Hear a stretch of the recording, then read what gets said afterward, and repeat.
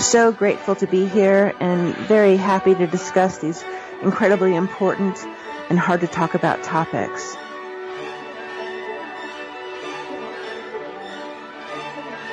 He has an incredible backbone and staggering moral fiber. Howie is totally committed, completely ethical, totally admirable. No pressure if you can hear this, but honestly, Howie's a hero to me.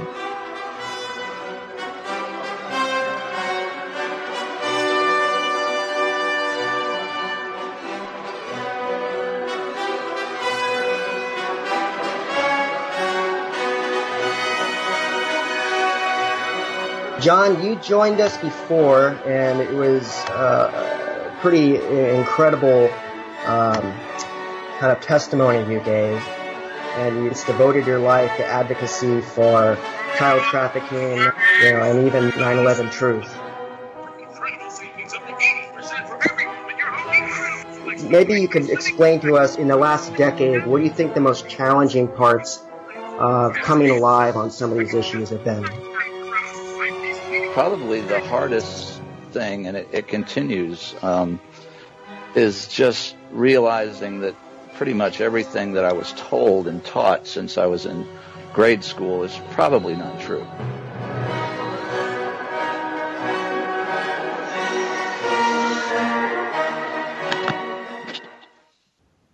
We've been lied to, Howie. Yes, I have been. I'm thoroughly convinced of that. How you doing, man? Good evening. Not bad. A little, I think, surely, as you must be, a little worn out after the past few weeks, but I'm still kicking. Yeah, worn out, and Twitter's wearing everybody out. So many. I don't know if you've noticed how many people have been getting suspended. Yes, I have. I wanted to put something out. I had figured this out on my own for my own suspensions because basically you're the king of Twitter. Well, I'm not the king. I'm not the king, but I am on my 6th account. But I don't know if it was after my first or second suspension. I made a new account. I go back on, do everything. As soon as I log in and verify, bang! The account was suspended again, and I'm like, what? How do they know it's me? And I'm not that computer savvy, so I'm talking to like people know. They're like, they're tracking your IP address and everything. I'm like, I don't know. Like that seems kind of complicated to me. So basically, after some trial and error, what is happening is people are tracked through cookies. Twitter uses the tracking cookies.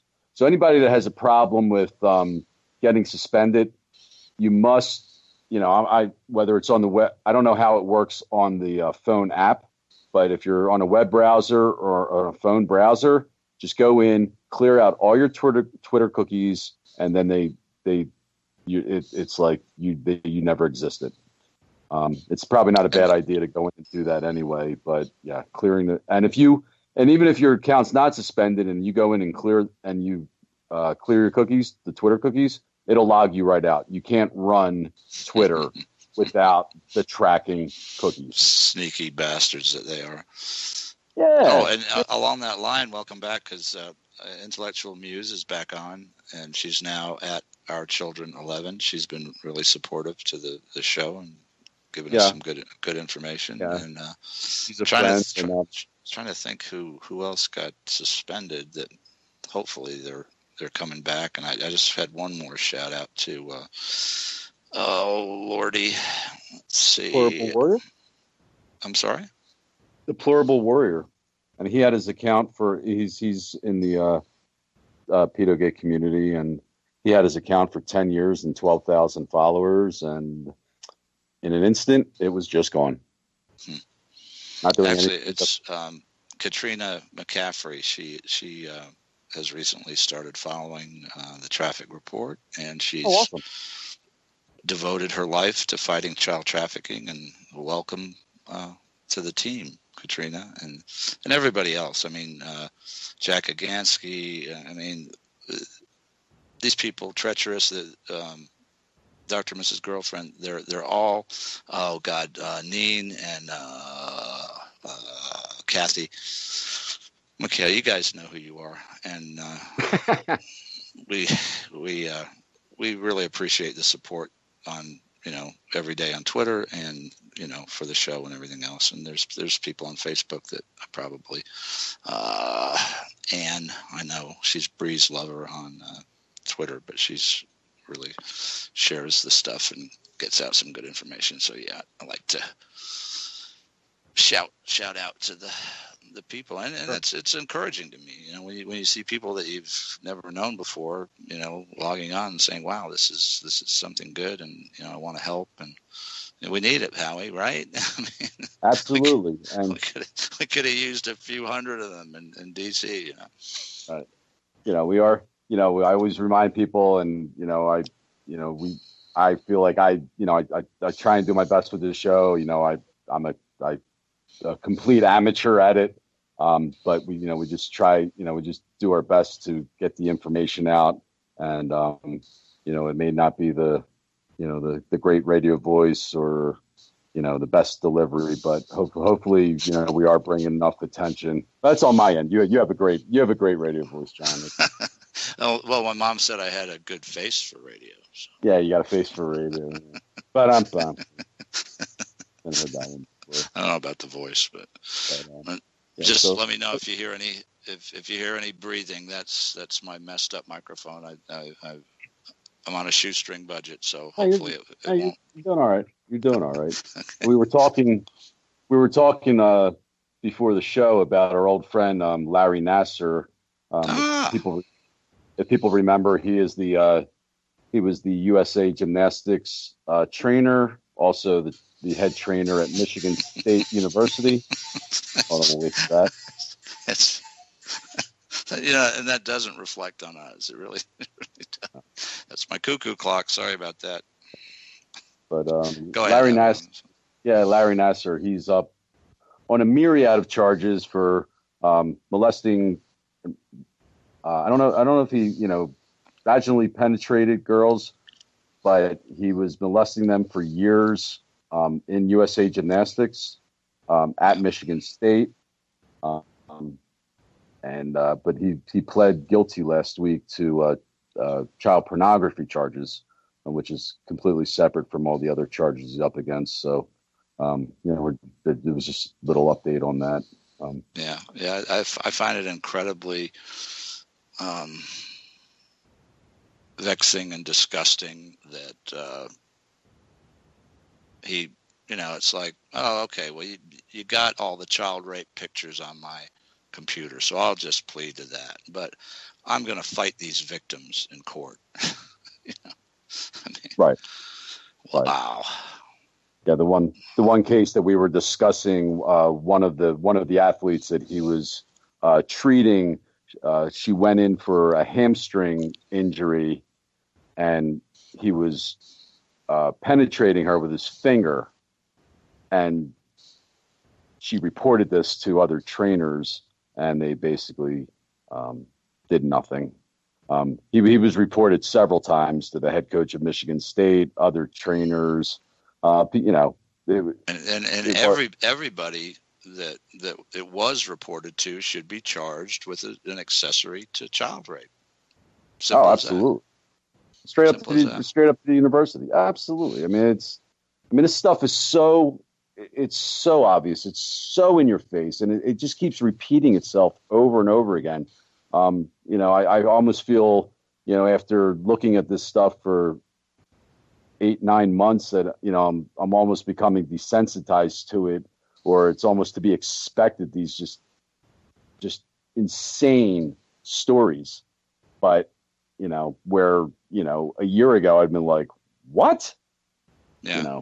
Yeah. And the institutions, I mean, I did a lot of research before we ever, thought about doing the show, but in doing the research for the show, it's like the Boy Scouts. Well, and I kind of knew about that, but I had no idea of the level of right. Child rape that was going on. Oh, we had explorers at the fire department. Well, guess what? They're through the Boy Scouts, and they're being raped, and they're still being raped. And then the goddamn Louisville Police Department. I think it's 4 or 5 officers up to this point, and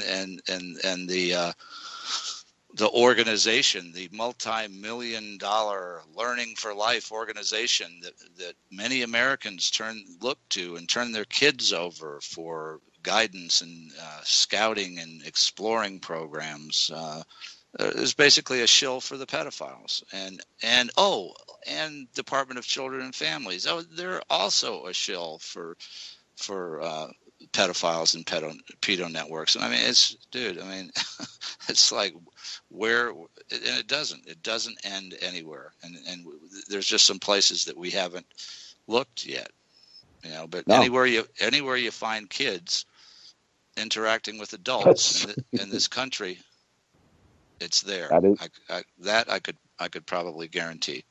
Sure. It's somewhere.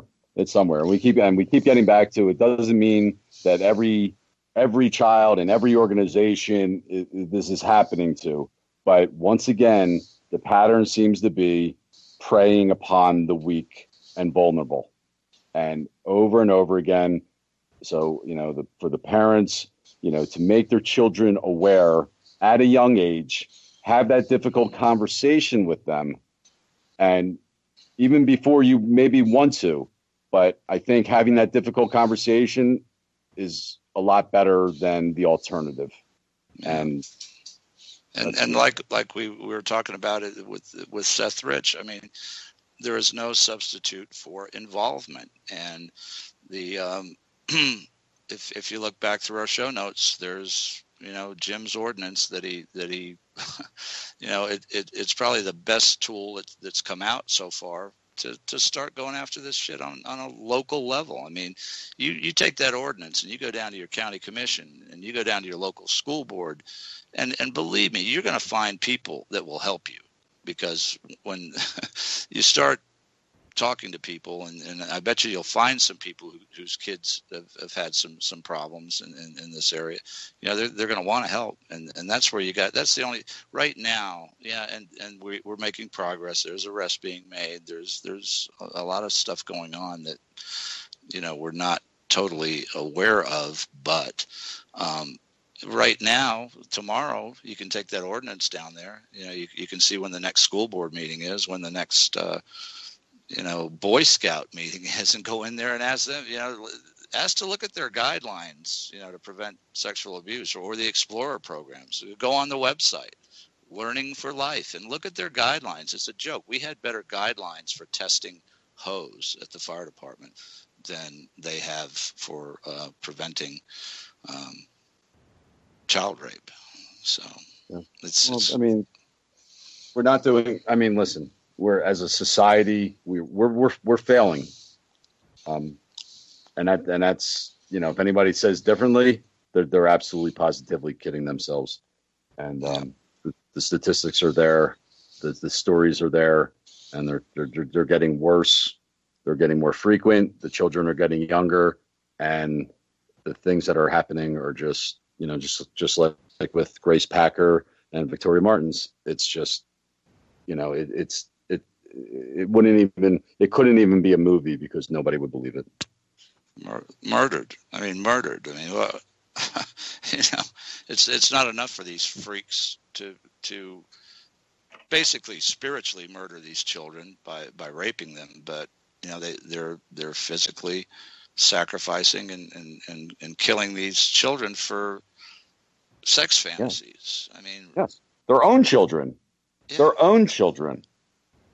I mean, and imagine what they're doing to the other 30 kids that, and are those kids even alive? And who's even looking? Nobody. Yeah. Yeah. For everyone who didn't listen on Tuesday, we were talking about the case of Grace Packer. She's a 14-year-old who was raped, murdered, and dismembered by her adoptive mother and her adoptive mother's boyfriend. Grace, at a younger age, had been sexually abused by her adoptive father, and chances are she may have been actually abused even younger than that. She just had a horrible life, and it happened outside of Philadelphia. And the case really, it just really hit home for me, on so many levels. I found out about it a couple months into Pizzagate, so we were talking about her, and John referenced that the adoptive parents of Grace Packer, Sarah and David Packer, had actually adopted 30 other. They had 30 other foster children. They didn't adopt. They had 30 other foster children, and they all came from a place, a small town in Pennsylvania, Emmaus, Pennsylvania, and the foster care agency is called the Impact Project, for which Sarah worked for I believe 3 years, going back to the late 90s into the early 2000s. And after she left there, they were funneling. She went on to work for a youth and family service in another part of Pennsylvania. But the Impact Project deemed them fit to be foster parents for 30 other children besides Grace's younger brother, and Grace's older sister. And last check, there's one reporter in Philadelphia. I'll name her. Her name is Deanna Durante, and I got to know her a little bit on Facebook. And she kept working the story, and because the story is more complicated than just the actual act, what happened to Grace, because there's so much backstory and there's so many missed opportunities to, there were red flags all over. Obviously, in 2010, when she was sexually abused by her adoptive father, who went to prison for this, and also sexually abusing, I believe, another foster child, they still allowed Grace to go back into the home with Sarah. She gets a boyfriend, and then, why would this woman be allowed to keep her adoptive parental rights after that, John? I mean, what planet would that have to occur on? Yeah. I mean, blow the whole thing up. Blow the whole fucking thing up. Yeah. Right? I honestly think that, and actually, Deanna Durante is on Twitter at DEANNA DURANTE, and she's with NBC Philadelphia. So follow her and urge her to go on with the story, because there's so much, like Howie's saying, there's so much more. There's so many levels of this, and the corruption in the courts and the Department of Children and Families, and it's just multi-layered. And the way I feel about it now, we'd almost be better if those agencies didn't exist at all. Well, and each parent had to look out for each individual kid. and there was none of these agencies there, because all I've seen, whether it's from just physical abuse to sexual abuse to network, or the trafficking and these agencies letting the kids, basically giving them to these pedophile networks. I just can't see a reason for them even to exist. Yeah, and and actually, Howie, I for people listening, that story, one of the stories on that on Grace's case, I just tweeted into our Twitter line, so they'll have that to go over and to hopefully raise hell about. Yeah, there's a few more stories if you go back and look at that Deanna had done. But she went back and she found two of the foster children on her own. She did an interview with, and one of the foster children actually reported the father, David Packer, for the sexual abuse of Grace and another, and that's actually how he got investigated. But another of the foster children had reported even earlier. She was only in the home for about 3 months. And she didn't like what she saw there. Grace was very young at the time. And even I believe she was 3 or 4 years old. And she went back to the Impact Project and said, hey, you know, there's a lot of weird things going on. And one of the things is, you know, the way they yell at and, you know, and treat Grace. I mean, her job at 3 or 4 years old was to pick up, they had, I believe it was a Chihuahua who pooped in the house, and Grace's chore was to pick up the poop. And she went back to the Impact Project to say, you know, why, you know, it seemed, you know, a 3 or 4 year old, that's her job. So they never, the overall sentiment was that Sarah and David Packer never liked Grace. They liked her younger brother, but Grace was always, you know, just, you know, abused, whether it was emotionally, physically, and then eventually sexually abused. Yeah, and somehow, you know, that pattern too, you see with some of these freaks that I guess the way they live with themselves is, you know, they'll have several kids in the home and they'll treat one good, and then they have the one they don't like, and they get abused, murdered, and I think that's some kind of, you know, mentally ill coping mechanism that they use. But I've seen that over and over again. It's even Adrian's case. I mean, it was like some of the kids in the home were treated okay, and then because they didn't like Adrian, you know, he was starved to death. You know, but in this Impact Project, we're talking about several $1 million a year. It's a small little building in the middle of nowhere. I don't know how they came into favor. They work with all different townships, boroughs, I don't know what they would call them, counties in Pennsylvania, even outside. I believe there were some in Delaware. All these different counties funneling children through there into the Packer home till it reached the number, 30, and with some reports of, you know, things going on. And it wasn't until that, you know, the investigation in the David sexually abusing Sarah, Grace, and the other foster child that finally the whole thing was terminated. But it wasn't until Grace's murder that the spotlight was really shown on the Impact Project, to where now a lot of the counties finally cut their ties with them, and that was this year. So even though Grace was raped in 2010, along with this other foster child, it wasn't until she was murdered and the whole thing came to light that counties decided, maybe the Impact Center isn't for us, you know. Yeah. And I'll tell you what I'm doing right now, because the more I hear and read about this, the angrier I get, and I'm going to do some personal research on the old Impact Project and just see where those ties lead, and maybe we can do a show all about them.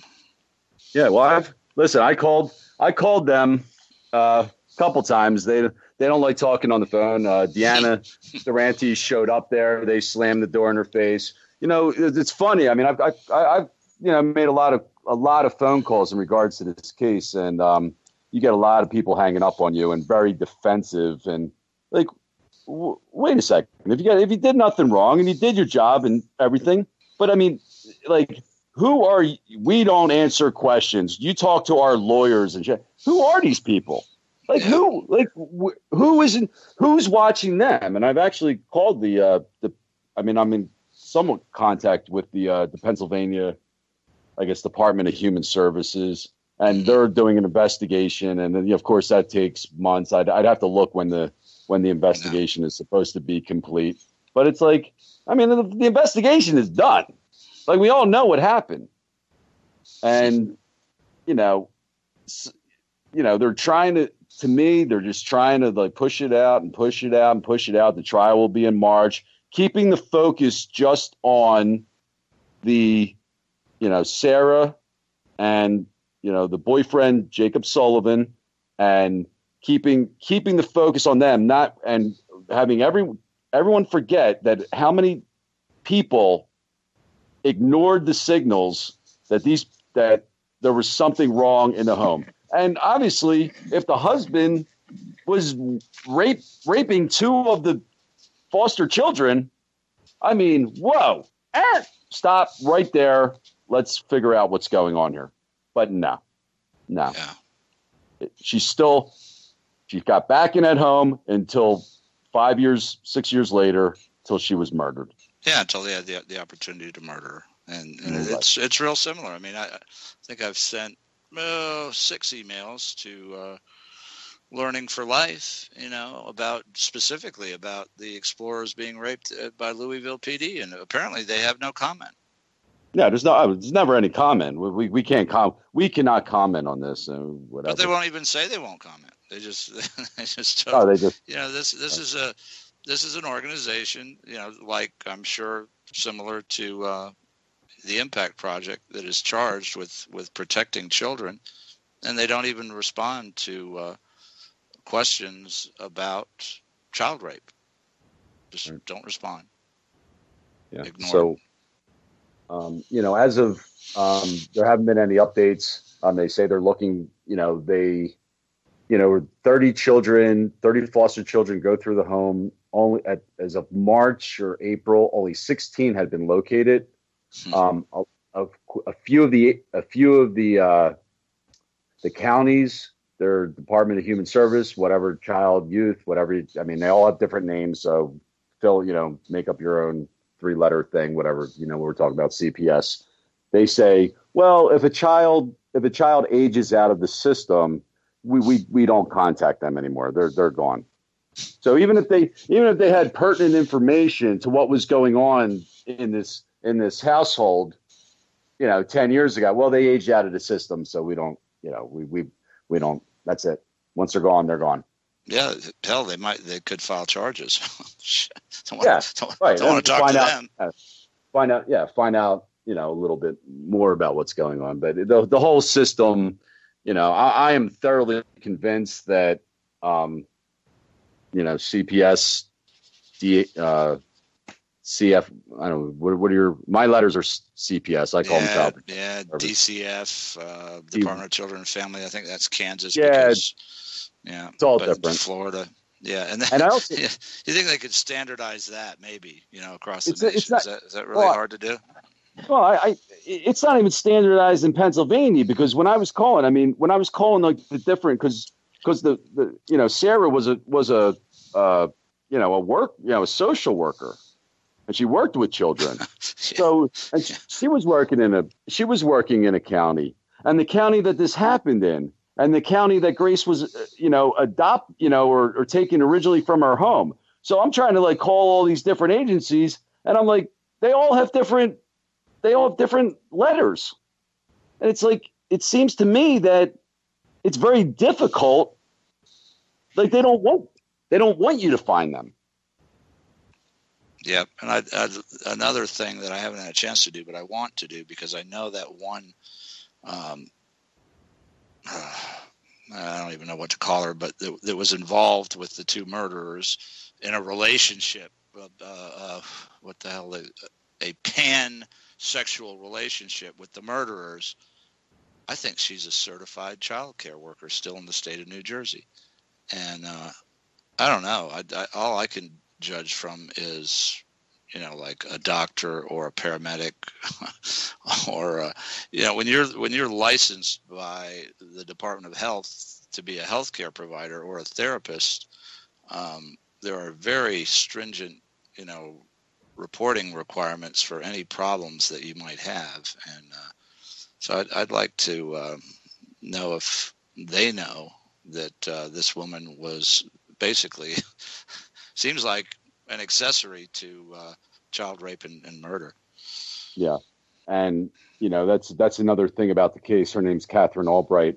It's a little complicated when she actually got into the relationship, or it's a little unclear when she got into the relationship, but she was the one who made the 911 phone call when when Sarah and Jacob, attempted suicide.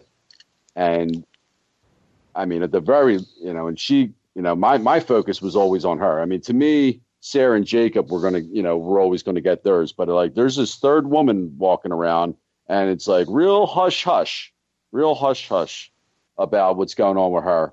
And, I'm not letting it go. But it's, it's just difficult because, the one thing back in January, we had a lot of people on Facebook talking about this, and you see it as time goes by, it just loses steam, and it'll pick up steam again when the trial comes around, and everybody will, give them the death penalty, but it's not going to solve the problem of how many people missed the signals or ignored the signals or were complicit in all of this.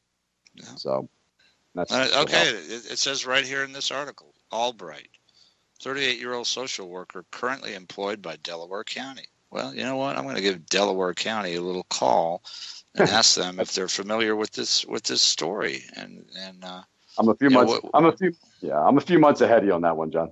Oh, did you? Yeah. Oh, I called that Delaware County. I forget the actual name, and I asked for her, and they for some reason they thought I was one of her clients, and they just said she wouldn't be there for a while. And I said, oh, why not? Yeah, they gave me a lot of information, not realizing who I was. So if you just go in real cool and make phone calls, it's great. And if you just don't say too much, sometimes if they think you're a client, I'm like, oh, she's not going to. She's not going to be around. Yeah, and how it and this should not be allowed. I mean, but no. I have the feeling that she is probably being used in some sort of capacity in the prosecution. And, to give her immunity, I hope that's not the case. I really do. Because, I mean, people need to 6 months. Yeah. 6 months later. 6 months later, and she hasn't been charged with anything. So they're not, they don't want her. Because then it gets messier that way. It gets a lot messier. They keep it contained to the mother and the boyfriend. Most people that have been involved in the story don't realize that her ex-husband, raped Grace, and he only got, what do we say, 18 months to 5 years or to 8 years or something, and he only did like 3 or 4. But I mean, yeah. But a good note about that is that was for raping 2 kids. That was raping 2, and one, yes, and Grace was only, I believe Grace was 9 at the time, so we had a child under 10 and a child under 15. And I don't know about you, but any rape of an adult, that I've ever seen, they get at least 10 years, if not more. Sure. How do you rape 2 kids and get 3 to 5 or whatever you got? I mean, really? I can get the judge's. I don't have the judge's name on me, but I can get it. I'll do that later. I'll post that. But I was doing an inmate search. I don't know why. I don't remember why I was doing an inmate search and why I was on I was doing a Megan's Law search. And I said, when I was on it, let me look up what David Packer, the father's up to. And he's back in, he had a parole violation, and he is back in prison. So I don't know what for.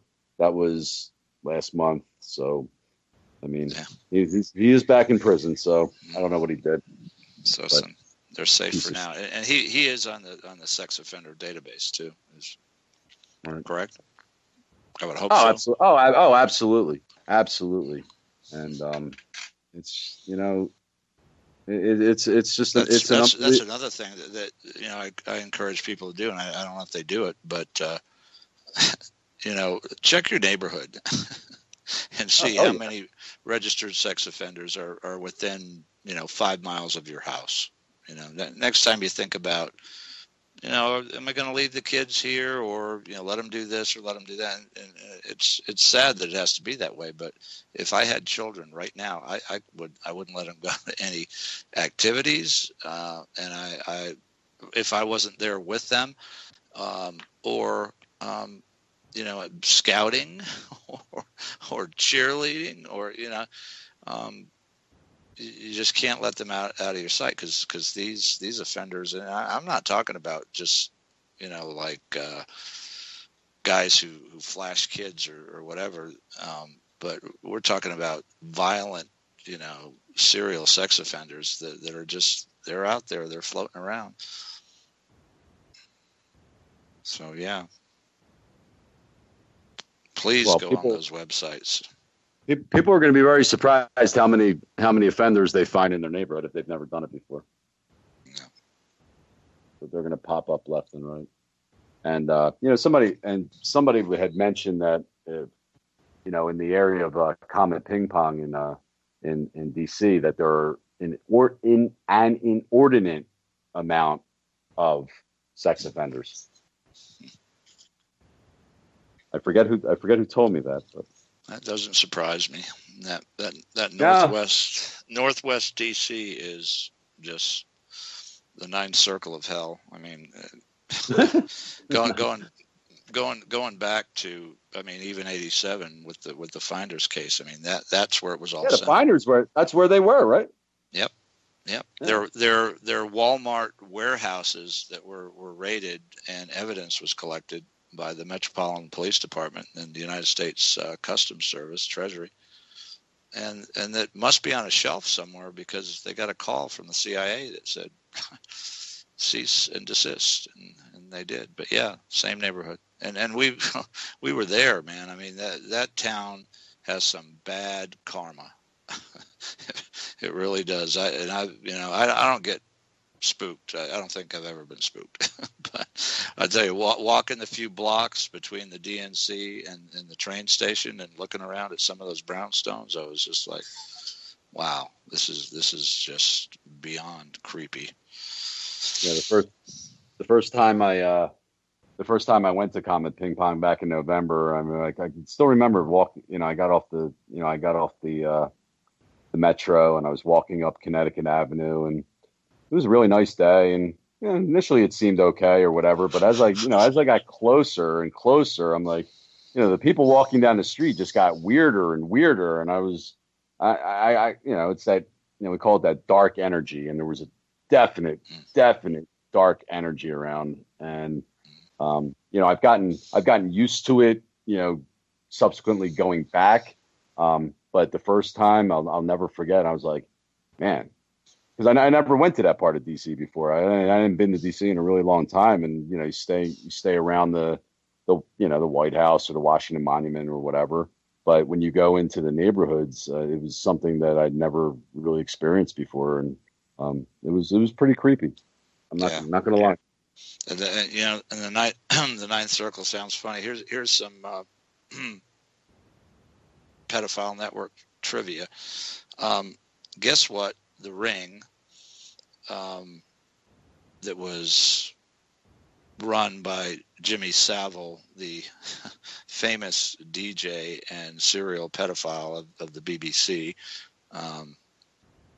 Guess what that ring was called? I do not know. The Ninth Circle. Ninth Circle. Those guys are, they love their little digs at humanity. And I guess they thought that was somehow funny that they would call their little group the Ninth Circle of hell. Fucking strange times, my friend. Strange times. Yeah. But I don't want to leave Victoria Martins out of this, because as I was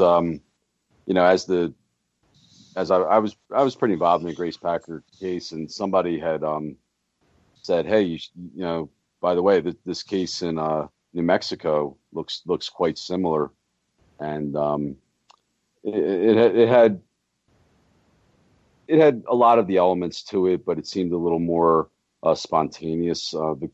Victoria Martins was 10 years old, and apparently her mother enjoyed meeting men online. What is the website, John? Fish in the Sea. Fish in the Sea. Yeah, yeah. And I don't know how she would advertise it, but basically would invite men over to rape her 10-year-old, maybe even younger at the time, 9-year-old daughter, Victoria. And it happened on they know it happened at least 2 occasions until she. Yeah, and a lot more than that. You can bet. You can right. bet. They say, on 2 occasions, but until she met until she invited I don't know if it's the wrong guy or the right guy for her, Fabian Gonzalez and his cousin Jessica Kelly, and they came over, raped and murdered Victoria. Now the mother, Michelle Martins, like I said, met them and invited them willingly to the house. Pedophile, pimp, mother. Yeah, I mean, how we are not, analyzing this story to death and figure out how we got to this point is just fucking beyond me. And I just posted the link to that story in our Twitter feed. Yeah, and just as a real quick side note,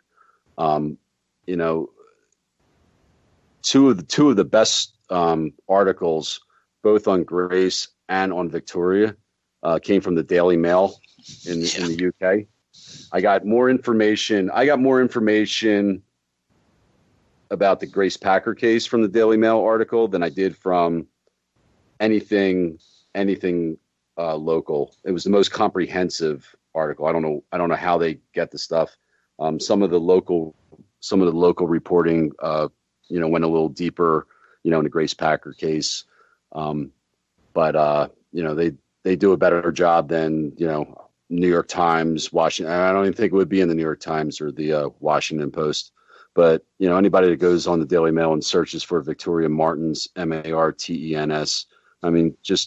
had a smile. I mean, it's just a beautiful, beautiful, God, what a girl. Kid. I mean, what a full of life, yeah. Now the Fabian Gonzalez who murdered her, he was, and we've talked about this a little bit before. He was a meth head. I'll call him a meth head. He did meth. And I, learned, the little I know about this drug, it turns people into friggin' animals. It is something completely different.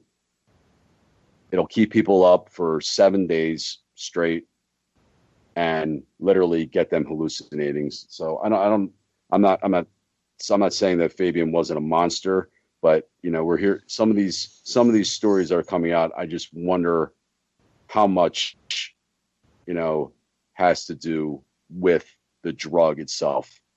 But because nobody shines a spotlight on this, because nobody investigates, it's a story and everybody wants to kill these people. Yeah, I want to kill them too, but I want to understand what is going on first, and we have these 2 stories, that are eerily similar of rape, murder, fantasy, people getting off on raping and murdering children, then dismembering them.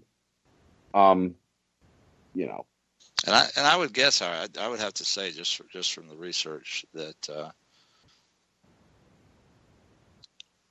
these people have witnessed that happening as children, and we know from Becky's story and the story of the pedophile networks that that's what they do.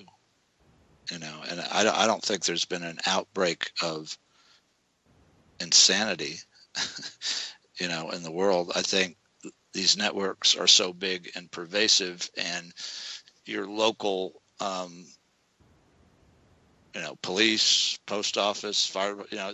There's people involved in these networks that have children, and they are witnessing some of this that goes on, and they're going on to repeat the crimes. I can't think of anything else that would cause that, because I don't think there's a brain illness that's that fucked up to cause people to do stuff like that. The people in mental institutions, I don't think would ever have done, the things that these people have done. So that's, and I don't know, hopefully when it all cracks open and we see the underbelly of how big this is, questions like that will get answered, with certainty. And, and people who are not, excuse me for 1 second. A little technical difficulty. My dog needed some water. But, in this, we have Sarah Packer, woman. We have Michelle Martins, woman.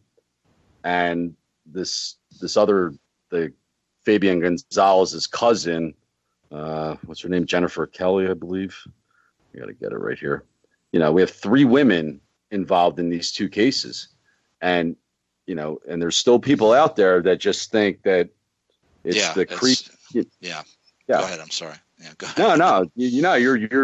We're on the same page here. Like, people aren't paying attention to that. This is everybody. Yeah. They think it's some guy in a raincoat. Exactly. It's still that thing. And it's just, oh, really? Oh, no. And this is happening over and over. I mean, there are stories you see.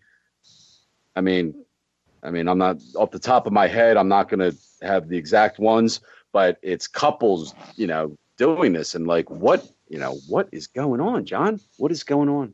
Yeah. I'm convinced. I mean, they must have witnessed something similar to that as children, and that would screw them up, because we know that about other things that what a child sees, at a very young age, is environment gets repeated, But if they would start, if there was an honesty about this, then we could start putting the pieces together. Let's go back. Let's trace back the steps. How did we get to this point?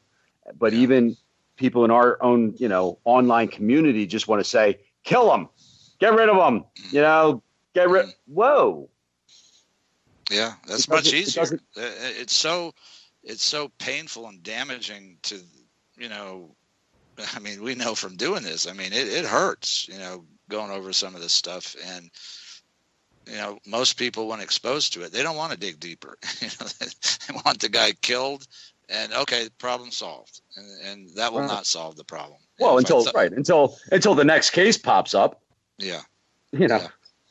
Until the next, story of the next 10-year-old and 10-year-olds and 8-year-olds. I mean, this is not uncommon, and it's not an uncommon age. I mean, as a matter of fact, I see more stories about, in the 10-year-old range than I do in the 15, 16-year-old range. Yeah. Well, and believe me, there. If anything, it's I'm just looking at this Victoria Martin story and these people, and I mean, obviously, you look at, there's nothing there. There's nobody home, and unless there's, the chemicals in the water are causing, psychopaths and, sociopaths. I would say that it would have to be environment that's causing this. But and I mean, until it's out in the open, we'll never know. Because there's so much effort put into covering this up and pretending that it doesn't exist. That how are we ever going to get to the bottom of it? Without that. That's why we keep shining our little flashlight, Howie. I mean, I know both both Sarah and David. I don't know about Jacob Sullivan, the boyfriend, but I know Sarah and David Packer had family. And they were involved. How they couldn't see what was going on is a little beyond me. In this article, there was a vigil for Victoria Martins, and people came out, and everyone's devastated. I mean, are these people so sociopathic that they can, put on that face that there's absolutely nothing wrong, and then when the door shuts, the monster comes out? I don't think they can. I don't think they can. And people know about these people, and they know something's wrong. And just scroll through that one story. I mean, look at the eyes of that child. A loving, obviously vibrant child. There, you can see what's going on, and that's you scroll through the other three, and they don't look human. I mean, they look like some sort of animals. I wouldn't even put that on the animals, because animals don't do this. This is this mother's child. But yeah, look at the eyes of those three, and then look at that beautiful little girl. And they don't even look like they're from the same species. And unfortunately, I think some more. I haven't come across stories quite this horrific. These two really stand out to me, but I mean, I'm sure with a little more digging, we could find something quite similar. Yeah, and I'm sure we will. And I the people that are listening too, we need your help too. I mean, we're two people, and it's like George Webb and Jason and Trish do with crowdsource. Get us more information. We'll put it out there. But there's so much information out there that we rely on people that we interact with in Twitter and they do. A lot of them have, and I'm very grateful for that. But yeah, this is going to take all hands on deck, and please get us these stories, and we'll do our best to get them out, and we need the help. We need to join hands on this, or it's just that's all we'll be doing is just repeating these stories over and over again. Mm-hmm. I want to come on here and say, and I'm watching that closely. There's currently the number 3 of the Vatican. He's going down in Australia for, from what I can hear, hundreds of cases of child rape, and maybe that'll be the domino that. I want to hear, I want to come on here and talk about, how that network, the Vatican network, is falling apart, and it's implicating the intelligence network that's doing this stuff. And, hopefully we'll be doing stuff like that. But until that time, help us out, funnel any information that you have to, because it's about awareness. I mean, it's unpleasant, but I'm pretty sure neither one of us are going to stop talking about it until it's gone.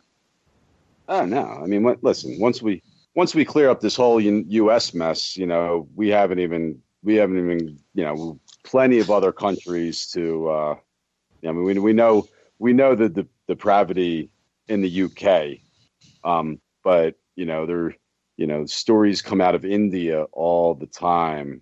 And there are these small, imagine the countries, the Asian countries were very poor. The Philippines stands out in my mind, where even, parents that wouldn't want to do this, but it may be the choice of giving their child away or eating or, literally living. And they're and that's it. We're talking about that. You've got the Ivy League grooming of the government officials, so they're compromised, and then they get into power, and then they turn it on the poor, because it always gets turned on the poor. They're victims too, but I think it was Bukowski who said nobody suffers like the poor, and believe me, all these third world countries, Africa, we saw what happened in Haiti with good old Laura Silsby, and and it's going to take a global joining of hands to stop this, because that's it. You said it. You said they prey on the weak. And who's the weakest of all? Poor children. There's nobody. They don't even know how many there are. They don't. There is no national center for missing and exploited children worldwide. There's no effort in even keeping track of. Even on ours. Remember we talked about the number that there are 800,000 children go missing each year or something, and the statistic was like from 1999. Like, do you remember that? I don't know. I don't know. Oh yeah, I do. Yeah, it's right. Yeah, right on the National Center's website. We're still using this 800,000 number, and it's from this report that was done, in the late 90s, early 2000s. I'm like we're not even updating statistics on like how many children go missing, and like trying to get the numbers of like, how many children are abused, and it's like one in 6 boys and 1 in 4 girls by before the age of 18, but that's, and there's no follow-up. It's like, are these kids ever found? Are they like the missing DC girls? Oh well, we think it's not that bad, but there's only 25. Right. It's like, what? Yeah. But I mean, I'm thinking right now, like we're doing this. I mean, there could be an entire, they have channels devoted to everything. There should be an entire network, an entire channel, devoted to this. Child trafficking. Yeah. I mean, it's not going to be, the happiest channel, but when you look at mainstream media, we're talking about, tweeting out this, getting the stories out, and I do it every now and again. I mean, I do searches, and I'll just try and find, articles, and just throw articles out there like, look what's going on. But they're always from a local paper. It never gets to the time, Times, the Post, any of the, CNN, MSNBC, Fox. It's like this. It's right in front of our face, and nobody wants to talk about it. And that just goes to show the level that how many people are involved, and that every institution is compromised. I'm working, just a real quick side note. We're running out. Go ahead, Howie. It's real quick. We're just running out of time. I don't want you to get caught. Dennis Hastert was released from prison, and Jake Tapper tweeted out something about it, and all about the fake child porn on Twitter. And I'm trying to get absolute confirmation about a story involved with Jake Tapper and a child pornography website. So when I have absolute confirmation of it, it will be going out on Twitter. So just wanted to give a shout out. Want to give out my shout out to Jake Tapper. Yeah, I'll tell you a Jake Tapper story. I almost got him killed in Ferguson by goading him on Twitter. I goaded him into the crowd just before it kicked off, and he was not. Well, that's a story for another day. Howie, thank you. Love you, man. Next Tuesday.